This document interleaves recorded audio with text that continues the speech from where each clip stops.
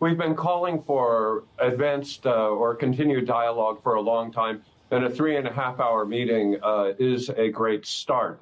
The next step will be Secretary Blinken visiting Beijing in the near future. We don't have a date yet. And it would be my expectation that it is during that meeting that the dialogues that Martin had mentioned will be firmed out and fully staffed. So this is a very positive sign, albeit not dispositive and not final. The details remain to be known, but talking is much better than not talking.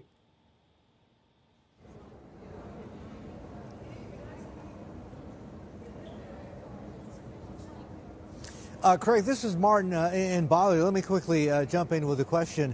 For businessmen, it's about money, managing money, dealing with numbers, but also obviously about being able to read people and manage them. And to Shree's point, what we were talking about a couple of minutes ago, these task forces or committees or teams or whatever they're going to be ended up calling on both sides, they're going to manage the relationship across all the different sectors of conflict. We simply do not know who is going to be in those teams.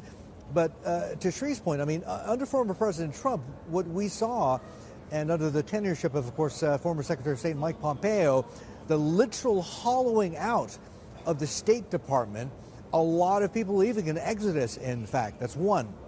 So I want to know, as a businessman, how concerned you are about that.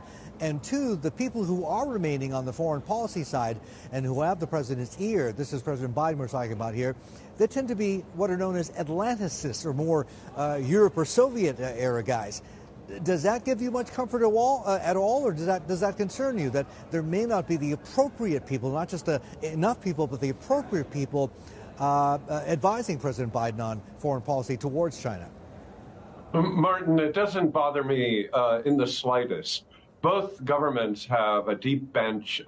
This is the world's most important bilateral relationship, and we're going to staff it appropriately across the board. Now, it's true that a lot of expertise has left the U.S. government, but the next generation is ready and able to take over. And this is important to both presidents. There's also a domestic political element to this as well in both countries. And we must keep that in mind. Both leaders were speaking to each other, but also to their domestic audiences. So this is important not only bilaterally, it's important globally, and it's important domestically. We will find the staff to get the job done. Hi, I'm Emily Tan, and thanks for watching CNBC. You can check out more of our videos by clicking on the boxes on the screen, and don't forget to subscribe to the channel for more. Thanks for watching.